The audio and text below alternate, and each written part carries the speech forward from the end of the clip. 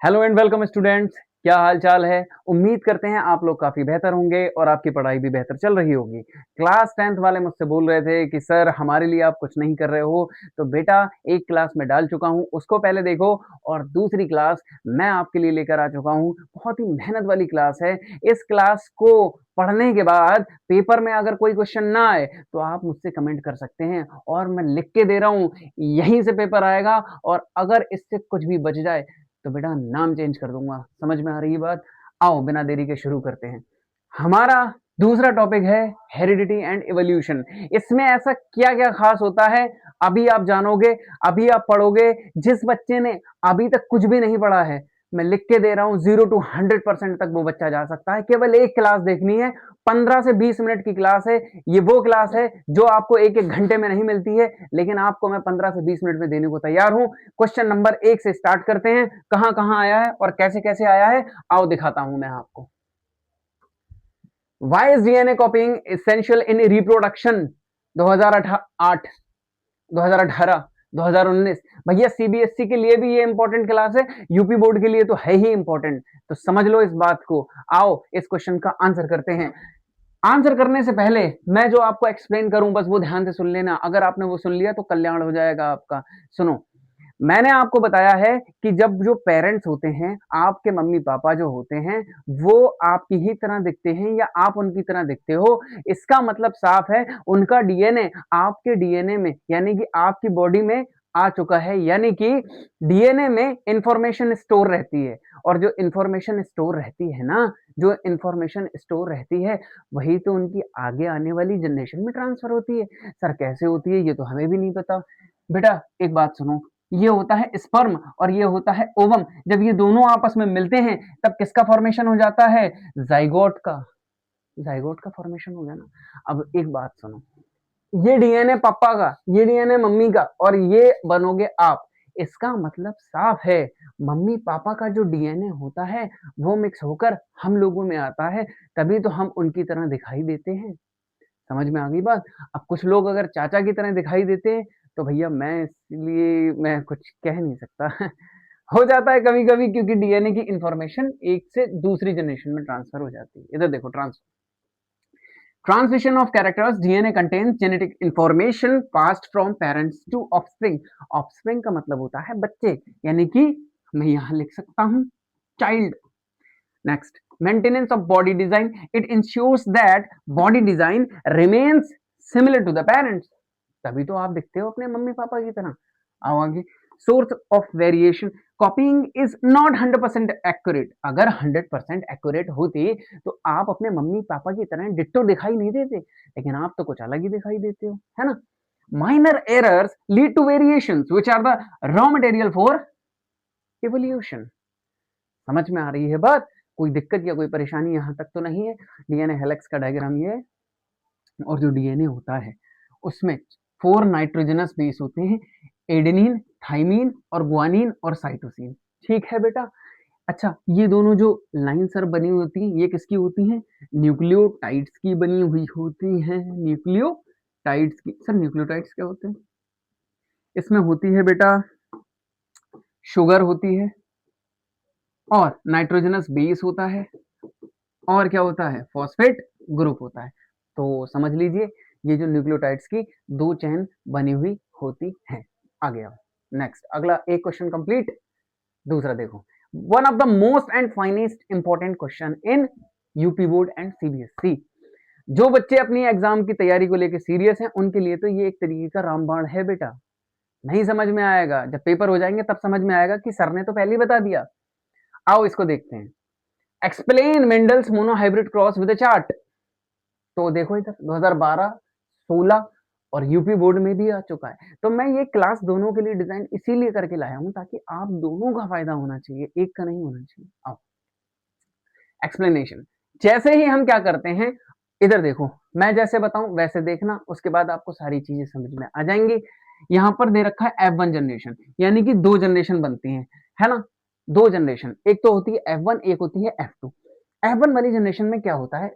ये होता है टॉल प्लांट। ठीक है, ध्यान से सुनना। टॉल प्लांट्स है, वो भी प्योर वाला। अब आप कहोगे सर ये दिख तो रही है, तो अब दिखेगा ना, क्योंकि मैंने पेन को कर लिया है चेंज। ये टॉल है प्योर टॉल, और ये है प्योर ड्वार्फ बोना, ठीक है, प्योर वाला, क्योंकि इसमें दोनों एलील्स यानी कि दोनों लेटर्स कैसे हैं, या तो दोनों कैपिटल हैं या फिर दोनों स्मॉल लेटर्स हैं। जब इनको क्रॉस किया जाएगा, जो डबल वाले लेटर्स होते हैं यानी कि जो रिपीटेड टर्म्स होती हैं उसको एक बार लिखते हैं, एक बार लिखा तो एक एक, ये बनेगा F1 जनरेशन। और F1 जनरेशन में जब ये बनता है तो कैपिटल टी इस पे क्या हो जाता है, डोमिनेट। तो इसी चीज को मेंडल ने ये बताया था, इसी चीज को देखते हुए मेंडल ने डोमिनेंस लॉ दिया था। समझ में आ गई बात, कोई दिक्कत या कोई परेशानी वाली बात नहीं है। बड़े लोग छोटे लोगों को दबाते हैं, ये हमेशा का एक रूल है। तो इसी चीज को मेंडल ने फॉलो किया। लेकिन मेंडल इस चीज को दुखी हुए। मेंडल ने ये कहा कि जब मैंने दोनों कैरेक्टर्स लिए थे तो दोनों कैरेक्टर्स होने चाहिए ना मेरी F1 जनरेशन में। तो F2 जनरेशन का बनाने का मूड इसलिए बना क्योंकि दोनों पेरेंट्स के कैरेक्टर चाहिए थे। तो उन्होंने ये कहा कि अगर मैं इसको इसके साथी से, इसको इसके साथी से क्रॉस कर दूं, सेल्फ पॉलिनेट कर दूं, तो मुझे क्या देखने को मिलेगा, तो मुझे देखने को ये मिलेगा, ये टी मैंने इधर रखा, ये टी मैंने इधर रखा, दोनों टी अलग अलग हैं, इसलिए मैंने दोनों को अलग क्रॉस किया। फिर मुझे ये जाके पता लगा इस टी को मैंने इन दोनों से मिलाया, इस टी को इन दोनों से मिलाया, तो मुझे पता ये चलता है 75% कैसे होते हैं, टॉल होते हैं। देखो अच्छा एक बात सुनो, ये तो टॉल है ही, कैपिटल टी स्मॉल टी ये इस पे डोमिनेट हो जाएगा, कैपिटल टी स्मॉल टी ये इस पे डोमिनेट हो जाएगा, ये वाला तो ड्रॉप रहेगा ही रहेगा। तो 3 1 बन गया, नहीं बन गया, हो गया आंसर। लोग डायरेक्ट लिखाते हैं, मैंने तुम्हें पूरा एक्सप्लेन करके बता दिया। आओ इसको पढ़ लेते हैं। F1 जनरेशन ऑल कैसे थे प्लांट, बताओ, all plants are tall. F2 generation cell pollination of F1 gives 3 tall and 1 dwarf plant. Phenotype ratio 3:1 और जीनोटाइप रेशियो 1:1। सर ये फिनोटाइप और जीनोटाइप समझ में नहीं आता। देखो बेटा, फा से फिनोटाइप और फा से होता फिजिकल। देखो पीएच फिनोटाइप और पीएच से ही होता है फिजिकल, और जीनोटाइप का मतलब होता है, अगर हम लेटर्स को देखते हैं, जैसे लेटर्स को देखते हैं, लेटर्स को कैसे देखते हैं, कैपिटल टी एक है ना इस पूरे बॉक्स में, हाँ सर एक है, एक ratio, capital T small T ये दो हैं। सर ये दूसरा वाला तो दिख ही नहीं रहा है, चलो दिखा देते हैं। एक इसके जैसा बॉक्स, अगर ये लेटर सेम वाला बॉक्स होता है तो वो देखो कितने, एक और एक कितने हो गए, 2, और ये स्मॉल, यानी कि 1 2 1। समझ में आ गई बात, तो ये होता है। थर्ड क्वेश्चन पे चलते हैं, आओ। Distinguish between dominant and recessive. Dominant trait क्या होती है और रिसेसिव क्या होती है, देखो। The trait which expresses itself in the F1 generation even in the presence of contrasting allele. Tallness, D. Sir कैसे, ये आप कैसे कह सकते हो बेटा, ये तो टी था ही, कैपिटल टी स्मॉल टी मैंने अभी आपको बताया ना, कैपिटल टी किस पे डोमिनेट हो जाता है, स्मॉल वाले पे। इसका मतलब साफ है क्या हुआ, इसका मतलब साफ है क्या हुआ, क्या हुआ बोलो ना, क्या हुआ, इसका मतलब ये हुआ डोमिनेंस हो गया। जब डोमिनेंस हो गया तो इसी को तो बोलते हैं डोमिनेंट ट्रेट। किंग इसीलिए बना रखा, बड़े लोग छोटे लोगों को दबाते हैं। और रिसेसिव ट्रेट क्या होता है, the trait which remains suppressed in the F1 generation and appears only in homozygous condition। इसका मतलब ये होता है, देखो ध्यान से, जैसे ये वाला जब ये दब गया, ये डोमिनेंट हो गया इस पे, ठीक है, तो ये वाला कैसा होगा, रिसेसिव, ये वाला नहीं चल पाया, और जब भी ये एक्सप्रेस करेगा अपना कैरेक्टर, जब ये दोनों डबल के फॉर्म में होंगे। समझ में आ गई बात, देख लो इंपॉर्टेंट है क्वेश्चन। अगला देखो, one of the most important भैया, how is sex determination in human beings, most important लिखा हुआ है, तो इसे मार्क कर लीजिए। यूपी बोर्ड और सीबीएसई वालों, यूपी और सीबीएसई वालों इसे नोट कर लो, बोर्ड में इसे आने से कोई भी रोक नहीं सकता। ठीक, देखो इधर ध्यान से देखो, पढ़ो पहले। Female have XX chromosomes, homogametic होते हैं। होमोगैमेटिक क्या होते हैं, अगर सेम लेटर होते हैं, X और X सेम है इसलिए होमोगैमेटिक। मेल्स हैव अलग अलग होते हैं, हेटेरोगैमेटिक होते हैं। मेल्स को कैसे याद रखोगे, बॉय होता है, बॉय को लास्ट में आता है बाई, इसका मतलब इसमें होंगे XY। याद रखने का तरीका है, क्योंकि कुछ बच्चे ऐसे होंगे निपट होंगे जो भूल जाते हैं कि क्रोमोसोम किसमें होता है कौन सा। A child inherit 1X from mother always, एक X तो मम्मी से ही लिया जाता है बस। It if the father contributes, अगर X तो बनेगी बेटा X, एक मम्मी से आया एक पप्पा से आया X तो बन गई गर्ल, एक X मम्मी से आया एक आया पप्पा से तो क्या बन गया बॉय। इसका मतलब ये होता है, sex determination depends upon father chromosome. समझ में आ गई बात?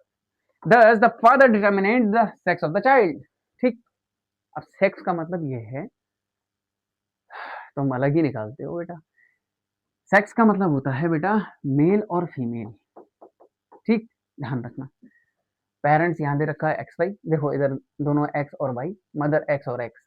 ये पॉसिबिलिटी बताई गई है 50% possibility of female child, 50% possibility of male child. एक एक्स उठाओ, दोनों से मिला दो, तो दोनों से मिलाया दोनों बार फीमेल, एक वाई को मिलाया तो दोनों से एक्स मिला दिया तो दोनों बार क्या बनेगा, मेल। तो ये पॉसिबिलिटी रहती है। अगला क्वेश्चन आपकी स्क्रीन पर ये रहा, acquired versus inherited trait. Acquired का मतलब क्या होता है, गेन करना, और इनहेरिट का मतलब होता है बचपन से मिलना। ठीक है, जैसे आप अमीर हो तो आपके पापा जाहिर सी बात है अमीर है, लेकिन आप अपनी मेहनत से गरीब थे, अपनी मेहनत से जाके आपने कमाया तो आप बन गए अमीर। इसका मतलब यह है आपने कमाया, यानी कि आपने एक्वायर किया। आओ, origin pass from one parent through genes. जो मम्मी पापा से तुम्हें जन्म से मिलता है, उसको हम बचपन से मिलता है, उसको इनहेरिट कहते हैं। Acquired developed during life time. आपके जो लाइफ में आप एक्वायर करते हो, यानी कि जो जो कैरेक्टर्स एक्वायर करते हो उसको कहते हैं acquired. Genetic change, change in DNA of germ cell, ये जर्म सेल में होता है। No change in DNA somatic cell. भैया एक बात सुनो, आपको जब जिंदगी आपके मम्मी पापा ने दे दी तो तब तो थोड़ा चेंज हुआ होगा, लेकिन अब एक बार अगर आप बन गए तो उसमें क्या चेंज होगा डीएनए में? नहीं हो सकता ना। अब ऐसा थोड़ी है मम्मी पापा का आज डीएनए, कल आप ये चाहो कि चाचा चाची का डीएनए मिल जाए, तो पॉसिबल है क्या? नहीं ना। Next generation, transfer to next generation. ये जैसे अगर मम्मी पापा से आपको डीएनए मिला है तो आप उसको क्या करोगे, नेक्स्ट जनरेशन में ट्रांसफर करोगे, और ये कैन नॉट बी ट्रांसफर्ड, है ना। एग्जाम्पल, आई कलर, स्किन कलर। लीजिए भैया, ये नॉलेज और मसल्स, है ना। अब नॉलेज आप में ज्यादा है तो आप ये अगली वाली जनरेशन को थोड़े ना दे दोगे। आपके मसल्स ज्यादा हैं, ये अगली वाली जनरेशन को थोड़े ना दे दोगे, ये तो आपने एक्वायर किया है। समझे? तो ये है, देख लो बेटा 2022 में आया हुआ है, बाकी तुम्हारी रिस्पॉन्सिबिलिटी है। मैं state Mendel's law of segregation 16 में आया हुआ है, 21 में आया हुआ है। अब देखना ये है आप लोग कितना फोकस करते हैं। Law of segregation, purity of gametes. During the formation of gametes, the two factors allele for a trait separate from each other such that gamete receives only one factor. This is why gamete are always pure for characters.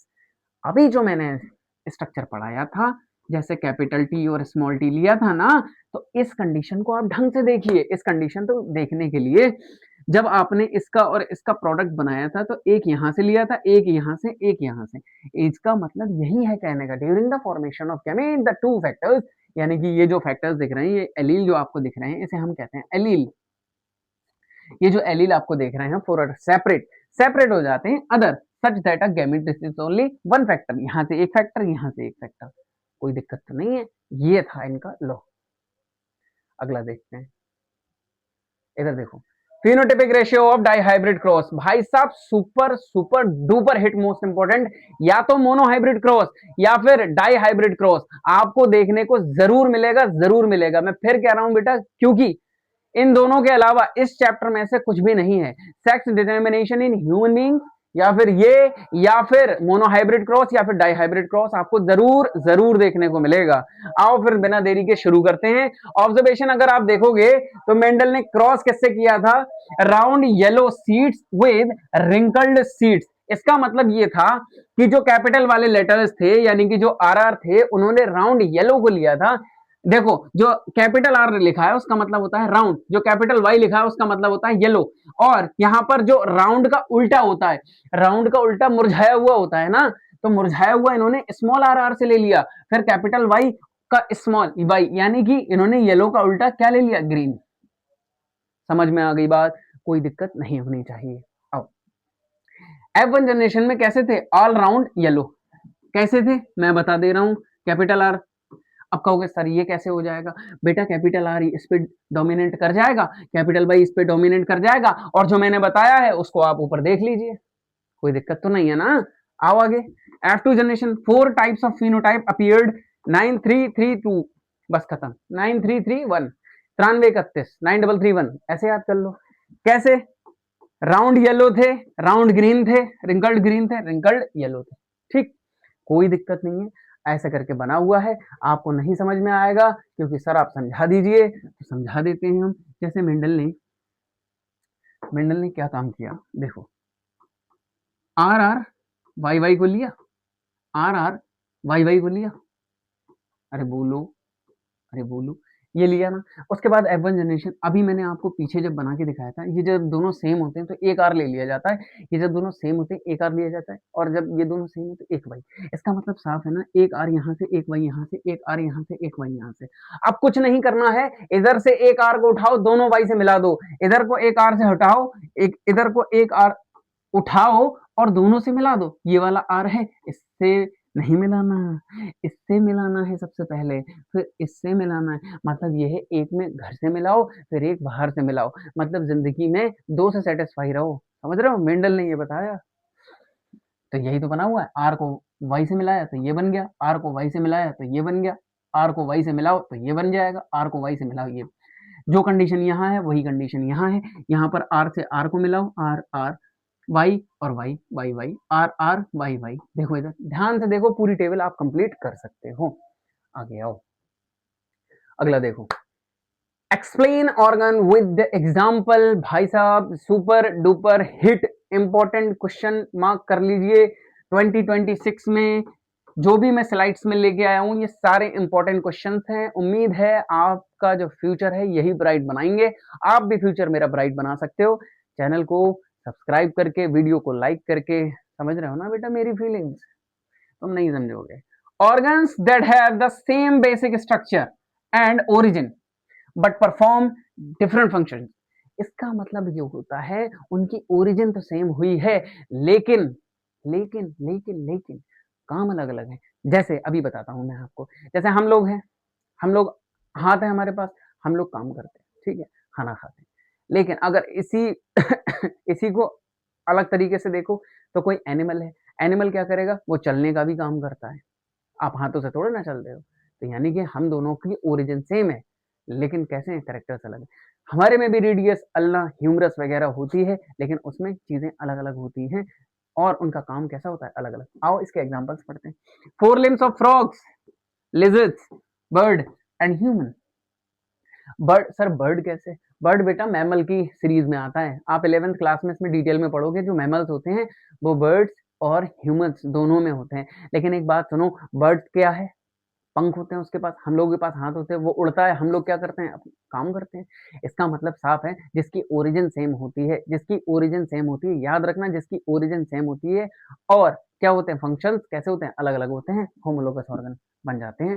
Functions क्या होते हैं, jumping, crawling, ये सारी चीजें, similar bones, humerus, radius, ulna, indicate divergent evolution. Divergent evolution किसको denote करता है, ये भी याद रखने वाली बात है, जैसा कि मैंने स्ट्रक्चर में बना दिया है। एनालोगस ऑर्गन का जस्ट इसका उल्टा हो जाएगा, अभी आप आगे वाली स्लाइड में देख लोगे, समझ में आ जाएगा। देखो, what are analogous organ, definition पहले देख लो, जो पीछे पढ़ा था उसका उल्टा कर देना। Organ that have different structure, अभी क्या था, सेम स्ट्रक्चर, इसमें क्या है, different structure, origin, but perform similar function. वहां पर क्या था, डिफरेंट फंक्शन, इसमें क्या है, सिमिलर फंक्शन। इसका मतलब साफ है कि पीछे का क्या है, उल्टा। Wings of a bird, wings of a bird और विंग्स ऑफ एन इंसेक्ट। भैया इंसेक्ट किस में आता है, आर्थ्रोपोडा में, याद रखना। 11th क्लास में आप पढ़ोगे किंगडम, फाइलम, तो अब आपको समझ में आएगा। ये जो इंसेक्ट होता है ये होता है आर्थ्रोपोडा में, ये होता है मैमल्स में। इसकी ओरिजिन कैसी होगी, अलग अलग, लेकिन इन दोनों का काम क्या होता है, उड़ने का, ठीक। बर्ड विंग बोन्स, फेदर्स होते हैं, ठीक है। इंसेक्ट विंग के पास में मेम्ब्रेन और एक्सटेंशन होती है, ये एक्सटर्नल पॉइंट्स है, बस ऊपर वाला आपको याद रखना है, ठीक। सिग्निफिकेंस क्या, इट इंडिकेट कन्वर्जेंट, और वो आपको मैंने बताया था डाइवर्जेंट, यानी कि बहुत जगह फैला हुआ। कन्वर्जेंट का मतलब होता है दूसरी जगह से एक जगह पर इकट्ठा हुआ। Different ancestor adopting to the same environment, है ना, जो अभी मैंने हिंदी में बताया वही है। 2013 और 19 में आ चुका है ये वाला question, what are the fossils. Fossils के बारे में पूछ लिया जाता है, preserved traces of living organism that lived in the past. Dinosaur पहले थे लेकिन उनके ट्रेसेस हैं, वो अभी मौजूद नहीं है लेकिन उनके ट्रेसेस तो है ना। तो इसी बेसिस पे हम ये बोल सकते हैं वो पहले थे। कैसे पता चला, उनके निशानों से पता लगा ना, तो यही है, क्या बोलते हैं इसको, fossils, fossils. Relative method, fossil found in deeper layers of earth are older than those found in upper layers. समझ में आ रही है बात? अपर लेयर्स में जो कुछ निशान हो जाते हैं, ऐसे लोग जो पहले रह चुके थे लेकिन उनके हमें कुछ-कुछ चीजें देखने को मिलती हैं, हम उसे कहते हैं fossils. Carbon dating, detecting the ratio of different isotopes of carbon C14 in the fossil. Mostly commonly ये देखा जाता है कि जो फॉसिल्स होते हैं उनमें कार्बन 14 आइसोटोप पाया जाता है। समझ में आ गई बात? कोई दिक्कत नहीं होनी चाहिए, मैंने आपको बता दिया। अच्छा, ये पैलेंटियोलॉजी क्या लिखा हुआ है? Study fossils of study is called, fossil की स्टडी को ही क्या कहते हैं? पैलेंटियोलॉजी कहते हैं। एक नंबर का ये क्वेश्चन बन जाता है। Why is variation beneficial to species? देख लो 10 और 17 का है। Survival advantage, variation enables organism to adopt to changing environment conditions. Variations क्या होती हैं? धीरे धीरे एटमॉस्फेयर के हिसाब से बदलती रहती हैं। जैसे मान लो अगर आज सर्दी है तो आप मोटे कपड़े पहनते हो, अब गर्मी पड़ने लगे तो आप क्या करोगे? हल्के कपड़े पहनोगे। तो ये देखने को मिलता है। Example, heat rises, heat resistant bacteria. If water temperature increases, water का टेम्परेचर अगर इंक्रीज कर दो due to global warming, most bacterial will die, however a few variant resistant to heat will survive and grow. इसका मतलब ये होता है कुछ बैक्टीरिया ऐसे होंगे जो अपनी बॉडी में चेंज करेंगे और वो सर्वाइव कर जाएंगे चाहे कितना ही टेम्परेचर क्यों ना बढ़ जाए। ठीक है, दस variation ensures that the survival of the species, यही तो डार्विन ने बोला था, क्यों है ना। Why did Mendel choose the pea plant? ये इंपॉर्टेंट क्वेश्चन है, इसे मार्क कर लेना, 2026 में देखने को मिलेगा। मेंडल ने पी का प्लांट ही क्यों लिया था? अच्छा, पी का प्लांट जब लिया था तो पी के प्लांट का नाम क्या होता है? पाइसम, याद रखिएगा, सताइवम। ठीक है, तो ऐसे लिखना होता है, क्या पता एक नंबर में यही आ जाए। शॉर्ट लाइफ स्पैन होता है, easy to study many generation quickly, बहुत ही कम समय में हम इसकी स्टडी कर सकते हैं। Visible traits, 7 pair of contrasting traits, tall और ड्वार्फ एटसेट्रा, भी बहुत सारी देखी गई थी इन्होंने, मेंशन नहीं है तो आपको पढ़ने की जरूरत नहीं है।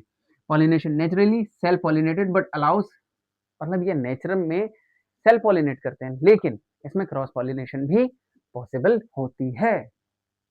अगला कॉन्सेप्ट देख लेते हैं हम, define gene where is located. देख लो भैया, a functional segment of DNA. अरे भैया मैं तो आपसे कहूंगा a small piece of DNA is called, a small piece of DNA, a small piece of DNA is called, क्या कहते हैं? जीन कहते हैं, बात खत्म हो गई। फॉर स्पेसिफिक प्रोटीन या site it is the unit of heredity. बस ये इंपॉर्टेंट पॉइंट है यहाँ पर।